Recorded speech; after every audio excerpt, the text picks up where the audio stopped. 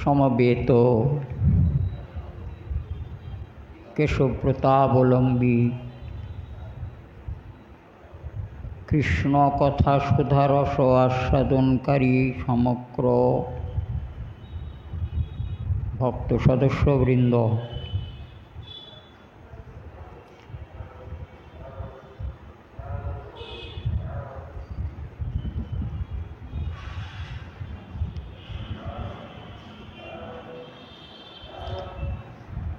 সাধ্য সাধন তত্ত্ব বর্ণনক্রমে বারাণসীতে চন্দ্রশেখরের গৃহে শ্রীমন মহাপ্রভু গৌর সুন্দর গদাধরের সনাতন গোস্বামীপাদকে বর্ণন করে শিক্ষাদান করছি। আজকে বক্তব্যে শ্রীমদ্ ভাগবতের প্রথম স্কন্ধে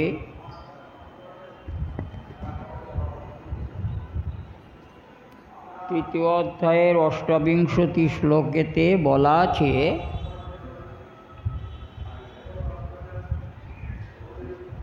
এতে চাংসকলা কৃষ্ণ এতে চাংসকলাহ পুংসাং কৃষ্ণস্তু ভগবান স্বয়ং পুংসঃ কৃষ্ণস্তু ভগবান স্বয়ং ইন্দ্রারি ব্যাকুলং লোকং মৃড়য়ন্তি যুগে যুগে।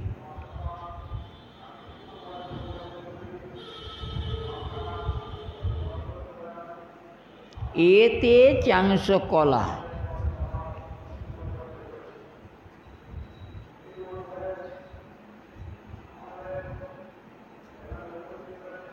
পুংসঃ কৃষ্ণস্তু ভগবান স্বয়ং ইন্দ্রারি ব্যাকুলং লোকং মৃড়য়ন্তি যুগে যুগে।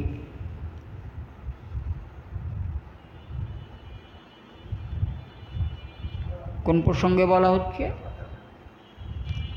না, বিবিধ অবতার বর্ণন প্রসঙ্গে।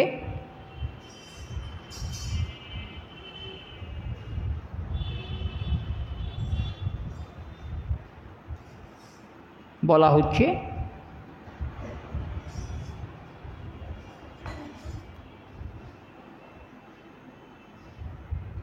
কি বলছেন না, এই যে সমস্ত এই ধরুন বরাহ অবতার, নৃসিংহাবতার, মৎস্যাবতার, কুর্মাবতার করে করে যে কৃষ্ণ ভাগবতের যে কৃষ্ণের অবতার সকল আছে, ভাগবত মতে 21 অবতার, যেমন ধরুন নৃসিংহ অবতার, প্রহ্লাদকে রক্ষা করবার জন্যে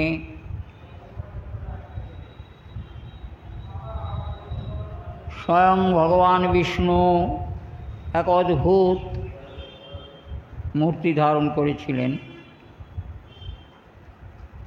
যে মূর্তির কথা কখনো কারোর কোনোভাবেই ভাবনায় আসেনি, আসতে পারে না, যা ভগবানই একমাত্র, অর্থাৎ অদ্বয় জ্ঞান, সব জ্ঞান তাতে আছে, অন্য নেই। ব্রহ্মা তো বর দিয়েছিলেন হিরণ্যকশিপুকে, যত কিছু বলা যায় যে কিছুতে মৃত্যু হবে না, এরকম একেবারে প্রাকারান্তরে অমর বরই আর কি। ব্রহ্মার জ্ঞানে তো কুলোল না যে ভগবান কি করতে পারে। তো ভগবান এমন এক রূপ ধরলেন যে হিরণ্যকশিপুর প্রার্থিত বরের মধ্যে একটার সঙ্গেও সংশ্লিষ্ট নয়।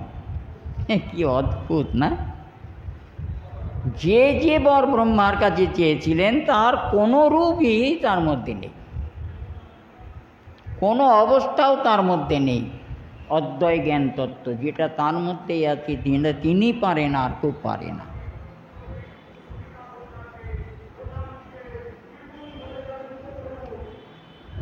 নৃসিংহদেব এভাবে হিরণ্যকশিপুকে তার প্রার্থিত বরসমূহকে উপেক্ষা করে এমন এক মূর্তি ধারণ করে তাকে বধ করলেন যে কোনো রকম আইন ভঙ্গ হয়নি।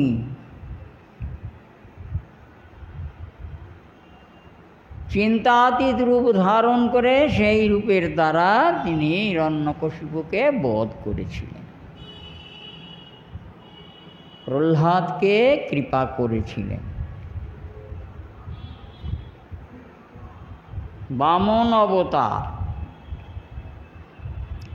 কখনো কারোর কোনো প্রকারেই কারোর জ্ঞানে আসবে না যে বামনদেব 3 লোক একবারে আক্রমণ করবে। এটা কোনো শিব ব্রহ্মা দেবতাগণ কারোর অন্তঃকরণে এরম ধারণা হতে পারে না যে একটা বামন 3 ফুটে মানুষ,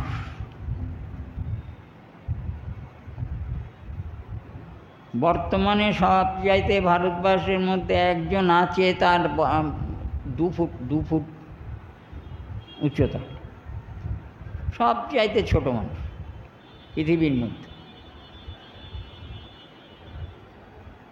সে 3 ফুটে বামনদেব, যে তিনি মরার জন্যে 3 পদ জমছে। সে 3 পদ যে কি পদ, এটা তো কেউ ধারণা করতে পারে না। শিব নয়, ব্রহ্মা নয়, ত্রিলোকের কোনো দেবতা নয়, কেউ তার মনুষ্য তো নয়, কেউ চিন্তা করতে পারবে না যে ওই 3 ফুটের মানুষটা কতটুকু জমি দরকার নিতে পারে। মহারাজ বলি মনে করলেন 3 পদ জমি, ওই বামন 3 পদ জমি কতটুকু, ঠিক আছে দেব।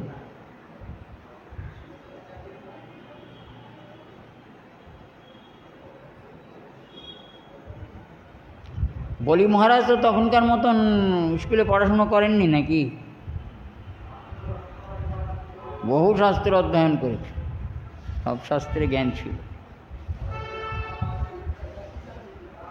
কিন্তু সমস্যা কি হলো, ভগবান যে এক্সপেন্সিভ এটা বুঝতে পারেন। এক্সপেন্সিভ যে তিনি তা বুঝতে পারেন তো, তিনি যে বিস্তার লাভ করতে পারেন এটা তো কারো জানা ছিল না, যে বামনদেব 3 পদ জমি নেবে, দেব। আর আমরা তো নই, যা প্রতিজ্ঞা তা করতেই হবে। তাই 3 পদ জমি দিতে গিয়ে একেবারে ঠেকে গেলেন। শেষে আর কোথায় আর 1 পদকে 2 পা দিয়ে আর 1 পা কোথায় দেবেন তার ঠিক নেই, শেষে নিজেরাই বিকিয়ে দিলেন। তো এরা এসেছেন লীলা করবার জন্যে। আমি এত বেশি ভেঙে দরকার নেই, সময় নেই, আর মাত্র 2 দিন আর বোধহয় আছে না, কদিন আছে আর, রবি সোম মঙ্গল 3 দিন। মঙ্গলবারে মনে আছে তো, 8 ঘন্টা আগে দেখা যাবে। তাহলে এই যে বামনদেব, এই যে নৃসিংহদেব, এই যে মৎস্য, এই যে কুর্ম, এরা কিন্তু দেখুন চিন্তা করে, আপনারা ভাবেন কি ভাবেন না জানি না, এরা এক একটা বিশেষ বিশেষ লীলা কার্য সাধন করবার জন্যে বিশেষ বিশেষ সময় অবতীর্ণ হয়েছে। সেই লীলা কার্যটুকু সাধিত হলে তারা অন্তরিত হয়ে গিয়েছেন, আর তাদের পাওয়া যায়নি। নৃসিংহদেবের কাজ হলো হিরণ্যকশিপুকে বধ করে প্রহ্লাদকে রক্ষা করাই তো। তারপরে আর নৃসিংহদেব ছিলেন এখানে, আর কিছু করেছেন? লীলা করেন, মানে ওই কিছু যবনকুলাদি বধ করেছিলেন, এটা ছিল। সেটা তো হিরণ্যকশিপুকে বধ করবার আগের ঘটনা, ওটা করতে হয়েছে, তাকে যুদ্ধ করতে হয়েছে। তারপরে আর তাকে খুঁজে পাওয়া যায়নি কোথাও।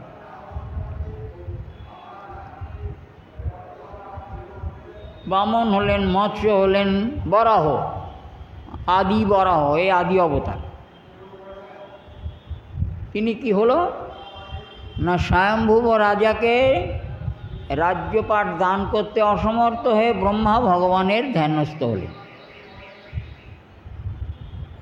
স্বয়ম্ভুবকে বলেছেন প্রজা সৃজ, তো স্বয়ম্ভুব বললেন আমি প্রজা দিয়ে সৃষ্টি করবো, তো আমার তো স্থান লাগবে, আমি কোথায় প্রজা সৃষ্টি করে প্রজাদের কোথায় স্থান দান দেবো, তো আপনি জায়গা দিন আমাকে প্রজা সৃষ্টির জন্য।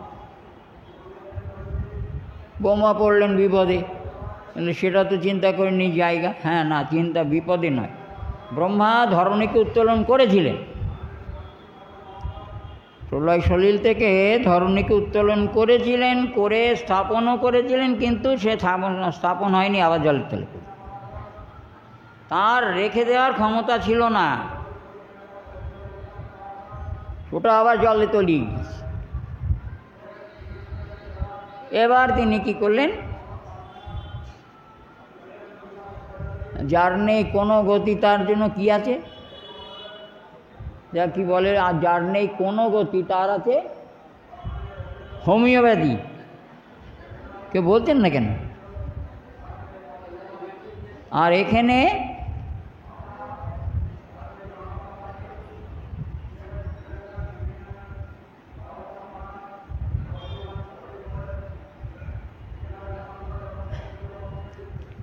যার কোনো কিছু নেই, যার কিছু ধ্যান মাত্র সার, নিজে করতে পারে না, তখন ধ্যান। কার ধ্যান করে? ওই যে পারে, যে পারে, সব পাড়ার লোক ভগবান বিষ্ণু ধ্যান করে। যখন ধ্যান করছেন তখন ব্রহ্মার নাকের মধ্যে সুসুর করতে আরম্ভ করে, নাকের মধ্যে সুসুর করছে ব্রহ্মার। তো এরকম করেছেন যে একটা নেংটি ইঁদুরের বাচ্চার মতন ছোট্ট নাকের থেকে তার পদের উপরে পতিত হওয়ার সঙ্গে সঙ্গেই আকাশচুম্বী মূর্তি, নবগরচনা রূপ, দুধে আলতা রং,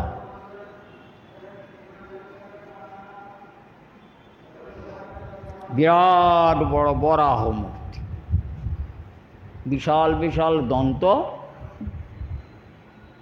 ধারণ করে, যে কারণে তিনি তাকে আহ্বান করেছেন, ভগবানকে বলতে হলো না, তিনি মহা অহংকার দিয়ে আকাশে শূন্যে লাফ দিয়ে সেই প্রলয় সমুদ্রের মধ্যে চলে গেল।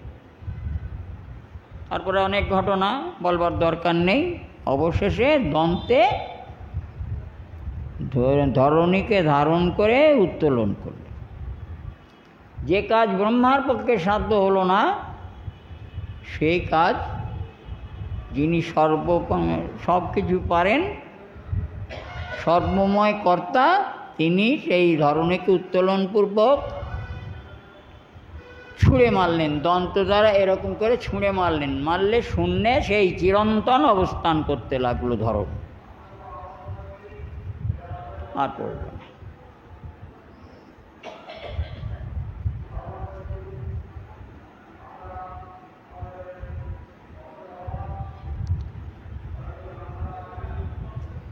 ধরণীকে উত্তোলন করবার পর ভগবানের কার্য শেষ। অবতারের এক একটা কার্য আছে, কার্য করে বাস, তার শান্তি।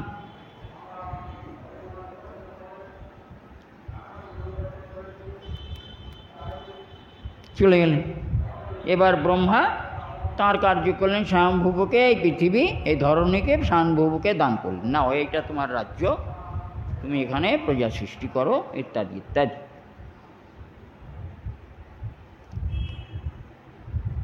তো এখন আমাদের বক্তব্য হচ্ছে, এই যে অবতারগুলো এরা আবির্ভূত হলেন, এরা বিশেষ বিশেষ কার্য সাধন করলেন, তারপরে অন্তরিত হয়ে গেলেন, তাই তো? আমরা কি কেউ জানি যেরা কোথা থেকে আবির্ভূত হলেন, কার থেকে আবির্ভূত হলেন, কোথায় থাকেন? এটা আমরা জানি সবাই? যদি জানেন তো বলুন, আমি কষ্ট করব না। আর যদি বলেন যে না জানি না, তাহলে আমার একটু কষ্ট করতে হবে। এরা কোথা থেকে এলেন, কোথায় গেলেন? নাকি আপনারা মনে করছেন ভগবান এই রূপ ধারণ করে আবার সেই রূপের থেকে নিজের রূপে ফিরে গিয়েছেন? এই তো এটা মনে করতে পারেন, এটা ঠিক আছে। এটা আপনাদের বোধহয় ধারণা এটাই আছে যে ভগবান বিষ্ণু এক এক সময় এক এক রূপ ধারণ করেছেন, করে আবার তাতে নিজেতে সে রূপ লয় করে দিন। না, নয়, কখনো না। যদি কেউ বলে থাকেন, কোনো বক্তা যদি এরকম কথা বলেন, একেবারে সঙ্গে সঙ্গে ক্রস দিয়ে দেবেন, না ক্রস করে দেবেন। অসম্ভব, এটা নয়। ভাগবত সিদ্ধান্তে তা প্রমাণ দিয়ে দিয়েছি। কোথায় থাকেন, কোথায় গেলেন, কোথা থেকে এলেন?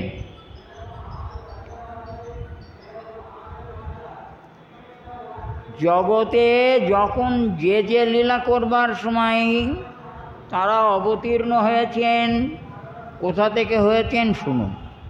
প্রত্যেক লীলার তো একটা সময় আছে, প্রত্যেক অবতার ধারণের একটা সময় আছে। তো এই সময় বা লীলা প্রকাশের সময় উপস্থিত হলেই তখনই তারা অবতীর্ণ হন। আপনি যে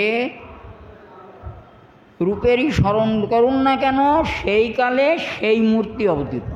অন্য কোনো রূপের চিন্তা করলেও হবে। এরা কোথায় থাকে?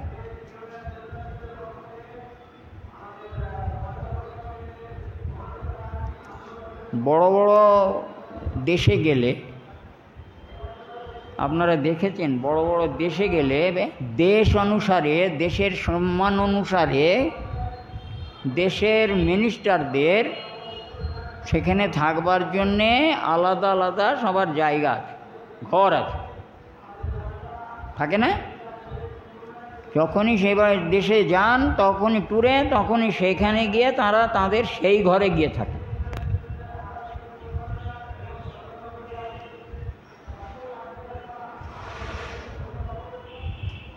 এক প্রকার বলতে পারেন যে যে দেশে যাচ্ছেন সে দেশের যিনি মিনিস্টার, প্রধানমন্ত্রী বা রাষ্ট্রপতি, সে তারা এইসব দেশ অনুপাতে ঘর করে রেখেছেন। অথবা এটাও হতে পারে যে যে দেশের মিনিস্টারেরা যে দেশে যান, তারা নিজেদের এখতিয়ারে জায়গা করে সেখানে ঘর করে রেখেছেন, সেখানে তারা। এই সমস্ত অবতারগুলো নিত্য ভগবান শ্রীকৃষ্ণ লোকে তাদের ওই রকম পৃথক পৃথক কোঠরি আছে। এটা নৃসিংহদেবের কোঠরি, এটা বরাহদেবের কোঠরি, এটা বামনদেবের কোঠরি, ওটা মৎস্য অবতারের কোঠরি, ওটা কুর্ম অবতারের কোঠরি। যার যার প্রত্যেকটা অবতারের এক একটা গৃহ আছে, সেই কোঠরিতে তারা থেকে থাকেন। জগতে যখনই কোনো এই লীলা সাধন করবার সময় হয়, তখন যার আসবার কথা তিনি সেই আহ্বান করলে ওই কোঠরি থেকে তিনি আবার আসেন। ওটা নিত্যরূপেই তার অবস্থান। বুঝতে পেরেছেন কথাটুকু? কেউ না বুঝে থাকলে আমার জিজ্ঞাসা করুন না, আমি আবার বলবো। কিচ্ছু নেই। কৃষ্ণ লোকে এই সকল অবতারের আলাদা আলাদা কোঠরি আছে, তারা লয় প্রাপ্ত হবেন না ওই রূপে, সেখানে নিত্য অবস্থান করবেন, থাকবেন। আবার এই জগতে যখন সেই কোনো লীলা, যার লীলা করবার সময় হবে, তখন তিনিই অবতীর্ণ হয়ে সেই লীলাটা করে রেখে যান। বেশি সময় লাগে না সেটা করতে। এরা সবাই কেউ কৃষ্ণের অংশ, কেউ কৃষ্ণের অংশের অংশ, কলাশক্তি ইত্যাদি রূপে পরিগণিত আছেন। এতে চাংশ কলাহ পুংসহ কৃষ্ণস্তু ভগবান স্বয়ং। এরা সব ভগবান শ্রীকৃষ্ণের কেউ অংশ, কেউ কলা, মানে অংশের অংশ, আর যত অংশ হবে সব কলা নামে পরিচিত।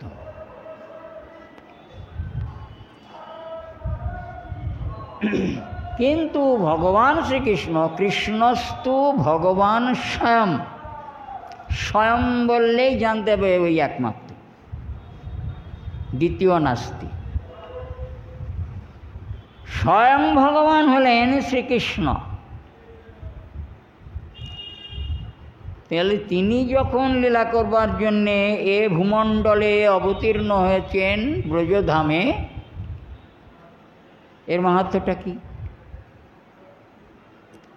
ইন্দ্রারি ব্যাকুলং লোকং মৃড়য়ন্তি যুগে যুগে। ভগবান শ্রীকৃষ্ণ নিজ যোগমায়া প্রভাবের দ্বারা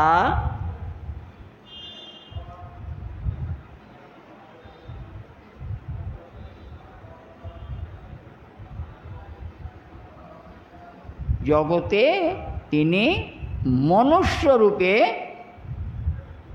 অবতীর্ণ।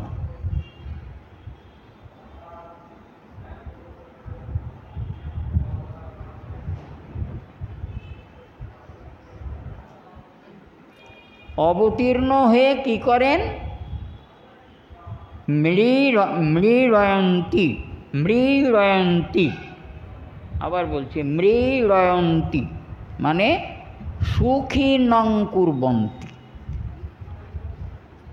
মৃড়য়ন্তি মানে হলো সুখী নং কুর্বন্তি। জগতে যোগমায়া প্রভাবের দ্বারা নিজে, নিজ যোগমায়ার দ্বারা নিজে মনুষ্যরূপ ধারণ করে এসে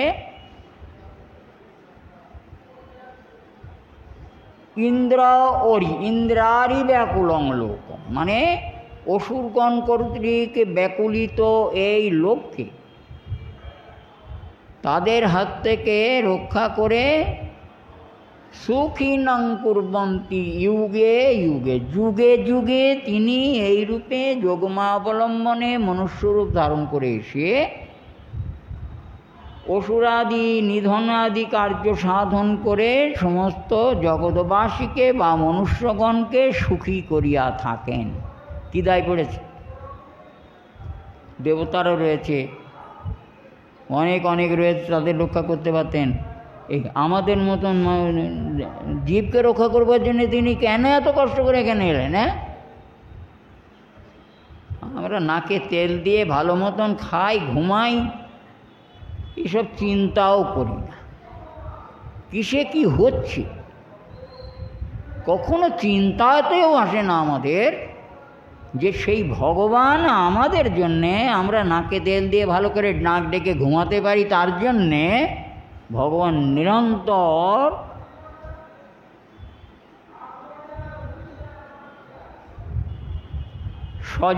সজারূপ থেকে আমাদিগকে রক্ষা করে চলেছে। তুমি যখন ঘুমিয়েছিলে কে তোমায় রক্ষা করেছিল?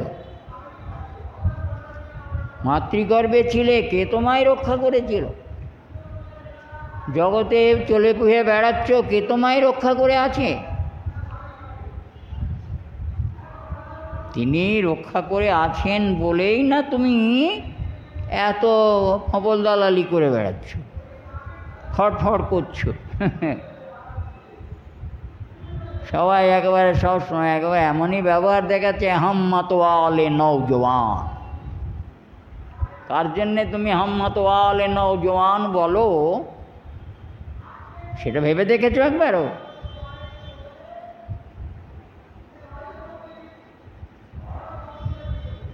এই আমাদের সুখী করবার জন্যে।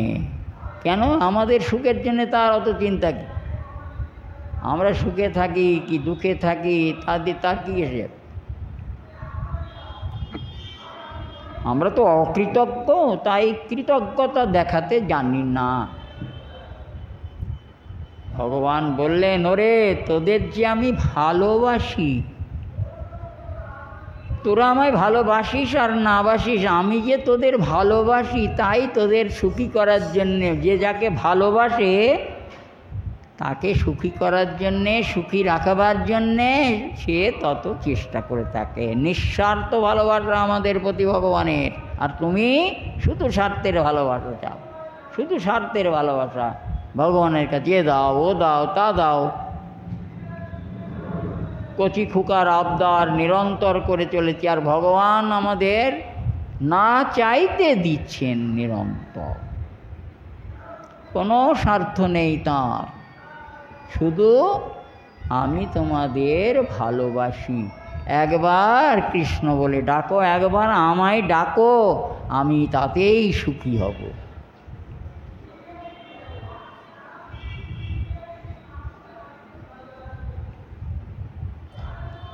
যে বস্তু আছে তার জন্যে আমাদের বিশ্বাস হতে পারে, যে বস্তু নেই তার জন্যে কখনোই তার প্রতি আমাদের বিশ্বাস জন্মাতে পারে না। আমি বললাম আকাশে একটা সুন্দর গাছ হয়েছে, গাছে মেলা ফুল ফুটেছে, দুটো ফুল ঠাকুরের জন্য তুলে নিয়ে আসি। কোনো দিন হবে? আকাশ কুসুম হয়? আকাশে ফুল গাছ জন্মায়? এটা কোনো দিনই হবে না, তাই এর প্রতি বিশ্বাস করা যাবে। কিন্তু ভগবান শ্রীকৃষ্ণ আকাশ কুসুম বস্তু নয়। কালকে শুনেছেন তিনি আছেন, তিনি আমার কাছে আছেন, তাকে পাওয়া যায়, তিনি আছেন বলেই তার প্রতি বিশ্বাস করি। বিশ্বাস কি এমনি জন্মায় নাকি? বস্তু না পেলে, বস্তু না থাকলে বিশ্বাস হয়? বস্তু আছে, তার প্রভাব আছে, তার শক্তি আছে, শক্তি কার্য আছে, তাই তাকে আমরা বিশ্বাস করি। আর বিশ্বাস করা কর্তব্য। আকাশ কুসুমে কারোর বিশ্বাস হবে না কোনো। আকাশে কোনোদিন ফুল গাছ হবে না, আর ফুল ফুটবেও না। ওতে বিশ্বাস করলে মিথ্যা বিশ্বাস করা হবে। যেমন আমরা নিজেদের জীবনের উপরে বিশ্বাস করে কত না আশা ভরসা করে থাকি, কত না কিছু করব বলে একেবারে পরিকল্পনা করে রাখি, ডায়েরিতে লিখে রাখি এটার পর এটা করব, এটার পর ওটা করব। ডায়েরিতে লেখে নি এটা যে এটার পর আমি মরব, কেউ লেখে না। শুধু লেখে এটার পর এটা হবে, এটার পর এটা হবে, এটার পর এটা হবে, কত প্ল্যান, মানে পরিকল্পনা। কিন্তু কোনো জায়গায় লেখে না যে এটার পর এটা হবে, এটার পর আমি মরি, কেউ লেখে না। আর কেউ মরতে চায় না। কিন্তু মরে যে যাব, পরিকল্পনা যা করেছ তার কিছুই হয়তো পূরণ হবে না, চলে।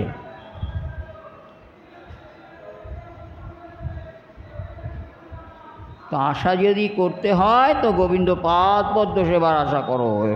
আজ এই সেবা করব, ওই সেবা করবো, ইত্যাদি ইত্যাদি। মনটাকে গোবিন্দ চরণে ডুবিয়ে রাখতে হবে। তিনি আমাদের ভালোবাসেন, তাই যুগে যুগে এসে আমাদিগকে রক্ষা করছেন, আমাদিগকে কল্যাণ বিধান করছেন, আমাদিগকে সুখী করছেন। কি দরকার তার আমাদের সুখী করার জন্যে? আমরা তো অকৃতজ্ঞ। তুমি সুখী করতে চাইলে কি হবে? আমরা সুখী হতে চাই না। নানাভাবে, নানা আশার প্রতারণায়, মিথ্যাচার প্রতারণায় দুঃখকেই বরণ করে নিয়ে আসি নিরন্তর।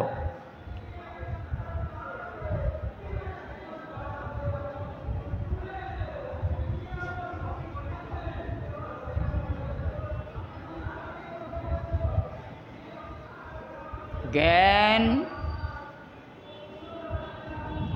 যোগ, ভক্তি, তিন সাধনের বশে ব্রহ্ম আত্মা ভগবান ত্রিবিধ প্রকাশে।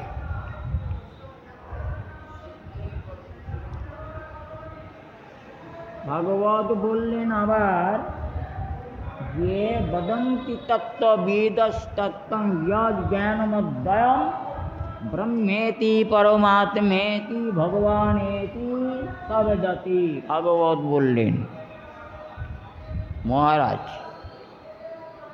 কেউ জ্ঞানের চর্চা করে, যারা জ্ঞানী তারা একই বস্তু, তারা তাকে কি বলে?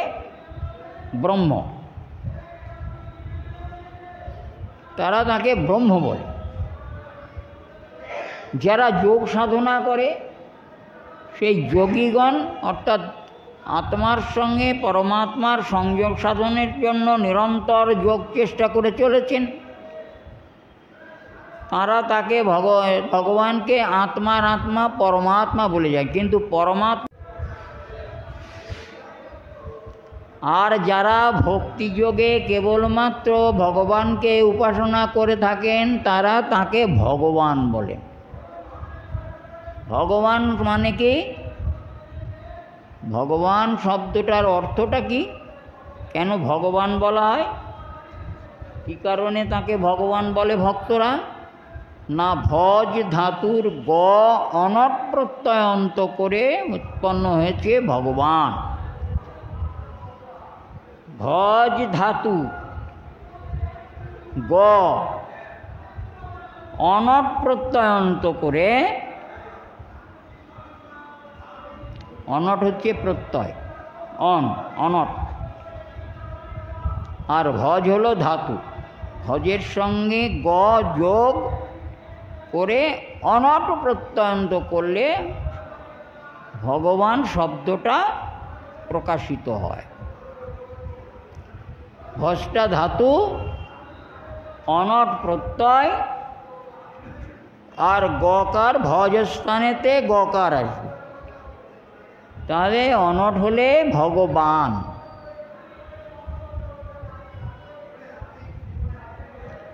মানে হলো কি? ভগবানের অনন্ত ঐশ্বর্য। ভগবানের, যিনি ভগবান নামে কথিত হলেন, তার অনন্ত ঐশ্বর্য আছে।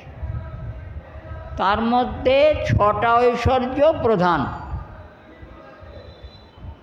অনন্ত ঐশ্বর্যের মধ্যে 6টা ঐশ্বর্য প্রধান। কি কি? না, ঐশ্বর্য, বীর্য, যশ, শ্রী, জ্ঞান আর বৈরাগ্য। 6টা হয়েছে? ঐশ্বর্য, বীর্য, যশ, শ্রী, জ্ঞান আর বৈরাগ্য। এটি পরিপূর্ণরূপে যাহাতে অবস্থান করেন তিনি ভগবান। এই ঐশ্বর্য অনেকের মধ্যে আছে, কিন্তু পরিপূর্ণতম রূপে নয়। কিছু কিছু আছে, যেমন রামচন্দ্রে ষড়ৈশ্বর্য আছে, কিন্তু কিছু কিছু।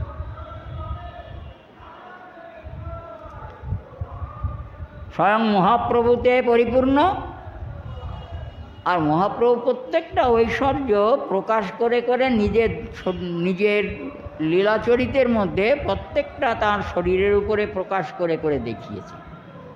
এইসব ভেঙে ভেঙে কথা বলতে গেলে মিষ্টি লাগে, আস্বাদনের বস্তু আছে, কিন্তু এত ভেঙে তো আর কথা বলা যায় না। ভগবানের ঐশ্বর্য, বীর্য, যশ, শ্রী, জ্ঞান আর বৈরাগ্য এরা স্বতন্ত্র বস্তু। এরা সকলেই ভগবান শ্রীকৃষ্ণের চরণপদ্মে অবস্থানপূর্বক নিরন্তর ভগবানের সেবা করে চলেছে। ভগবানকে এরা পরিত্যাগ করেন না। অথবা এই ঐশ্বর্য ভগবৎ পাদপদ্মকে অবলম্বন করবার জন্যে ভগবান কখনো ইহাদিগকে পরিত্যাগ করেন না। দুটো এ প্রকারেই শাস্ত্রে ব্যাখ্যা করা আছে। ওতপ্রোতভাবে ভগবানের সঙ্গে এই 6টি ঐশ্বর্য সম্পূর্ণরূপে যুক্ত। ঐশ্বর্য বলি,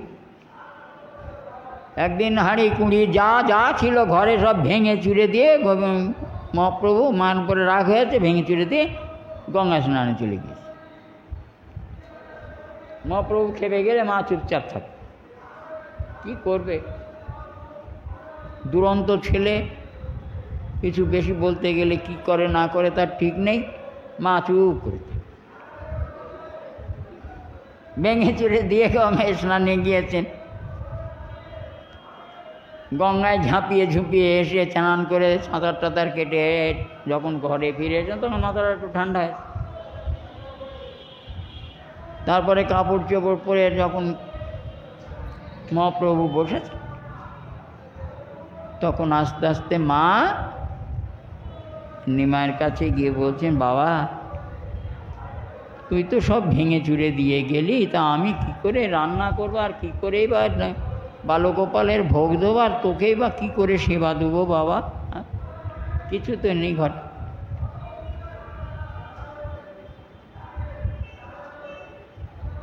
মহাপ্রভু বলেন, আচ্ছা ঠিক আছে মা, তুমি চিন্তা করো না, তুমি বসো, আমি এখনই আসছি।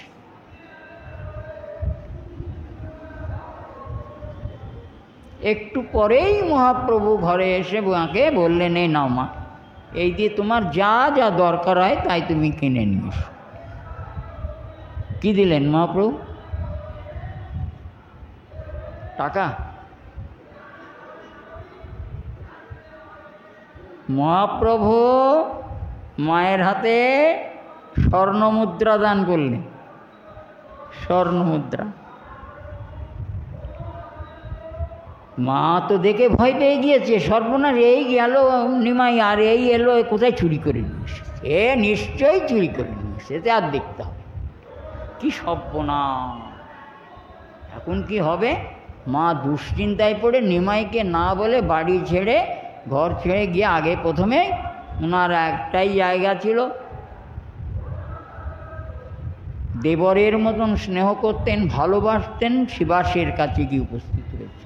শিবাস, ঠাকুরপো দেখো এই ব্যাপার, এই নিমাই এই আমাকে এনে দিয়েছে।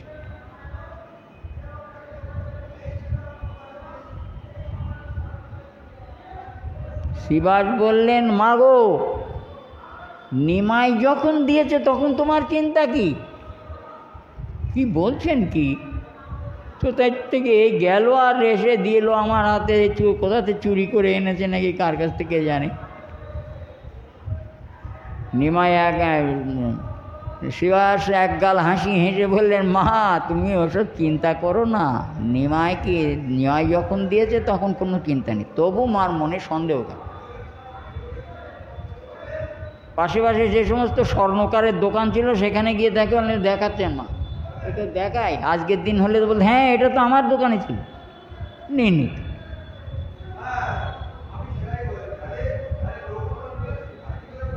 স্বর্ণকারের দোকানে গিয়ে দেখাচ্ছেন, দেখো তো এটা কি তোমাদের দোকানে সোনা? সবাই বলছে, কই না তো মা, এ তো এরকম, এ সোনার মোহর আমরা কোথায় পাবো? এ কোনো জায়গায় নেই, নবদ্বীপে কোথাও কারোর কাছে নেই, কারোর কাছে নেই, এ কোথা থেকে আসবে? এ তো এখানকার বস্তু না। আহ্বান করেছেন, চলে এসে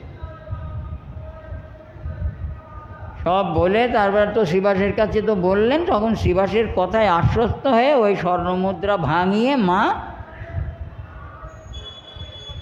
ঐশ্বর্যে, ছোট্ট একটা কথা বললাম, ছোট্ট একটা বীর্য, বীরত্ব শ্রীমন মহাপ্রভু, কোনো কথার দরকার নেই, কাজীকে দমন, তাই না? কি বলে, অস্ত্র নেই, শস্ত্র নেই, সৈন্য নেই, সামন্ত নেই, খালি হাতে গেলেন হরিনাম করতে করতে, কাজীকে দমন করছিল। বীর্য, যশ। আপনারা চেনেন মহাপ্রভুকে? সবাই সবাই চেনেন? এই বনগাঁর সব লোক চেনে তো? ভারতবর্ষের সবাই চেনে, পৃথিবীর সবাই চেনে। আর তিনি মহাপ্রভু, এই নামে জগতে প্রধানরূপে বিখ্যাত মহাপ্রভু। যশ,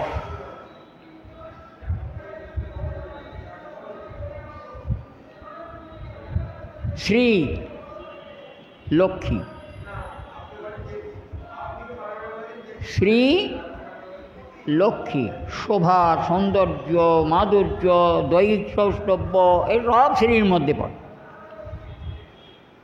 আমি সব ছেড়ে দিয়ে যদি মহাপ্রভুর রূপের কথা বলি, এ বিশ্ব ব্রহ্মাণ্ডে এমন রূপ আর কারোর নেই। এটাই তার শ্রী, আর সব ছাড়ি।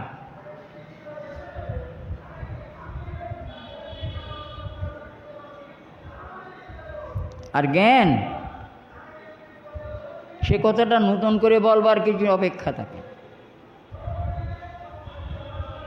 দিগ্বিজয়ী কেশব কাশ্মীরি আদিকে অনায়াসে বালক নিমায় পরাজিত করে দিলেন। তার জ্ঞানের কথা আর কি বলব। সরস্বতী নিজ মুখে বলেছেন তিনি কে? বৈরাগ্য। ওই দেখুন শরীরের উপরে আর এটা দেখাতে হবে না, প্রত্যেকটা তাঁর দেহের উপর দিয়ে তিনি তাঁর লীলার মাধ্যমে বুঝিয়ে দিয়েছেন যে ছটা ঐশ্বর্য কীভাবে পরিপূর্ণরূপে তাঁতে আছে। সন্ন্যাস ধারণ করে চলে গেলেন। বিষ্ণুপ্রিয়ার মতন সুন্দরী নতুন নবীন বধূ ঘরে ফেলে রেখে তিনি সন্ন্যাস নিয়ে মা স্নেহময়ী জননী সব টান পেছন টান ফেলে পেছন টান করে পেছন পা করে জগতের কোনো বন্ধন তাকে বেঁধে রাখতে পারে না। বৈরাগ্য। এমনি এই ছটি ঐশ্বর্য দেখুন প্রভুর মধ্যে পরিপূর্ণতম। কোনো সাধারণ মানুষ এসব এত পারবে না, সম্ভব না। এত অলৌকিকত্ব একমাত্র ঈশ্বর ছাড়া সম্ভব না। ভগবান শ্রীকৃষ্ণতেও এ কটা দেখেছি আমরা। লক্ষ লক্ষ গোপী রথ ধরে আছেন, পারলেন না তো ধরে রাখতে। বৈরাগ্য কৃষ্ণেতে পরিপূর্ণতম আর মহাপ্রভু। আর যে সমস্ত অবতারে আছেন তারা অল্প আছেন, ছটি ঐশ্বর্যই আছে কিন্তু অল্প অল্প।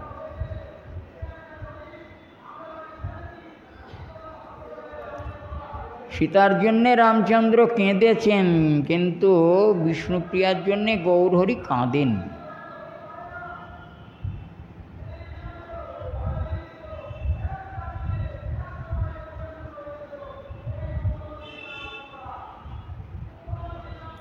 এই ছিল ষড়ৈশ্বর্যের সংক্ষিপ্ত কাহিনী। তাই এখানে বলেছেন যে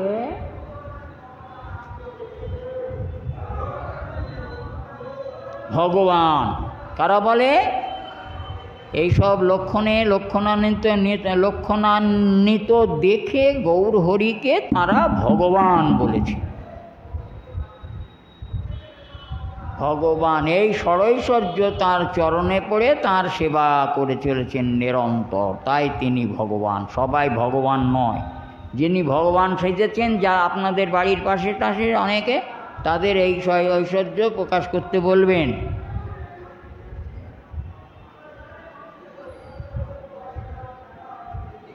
বলে দেখাও ছটা ঐশ্বর্য প্রকাশ করে তুমি কেমন ভগবান।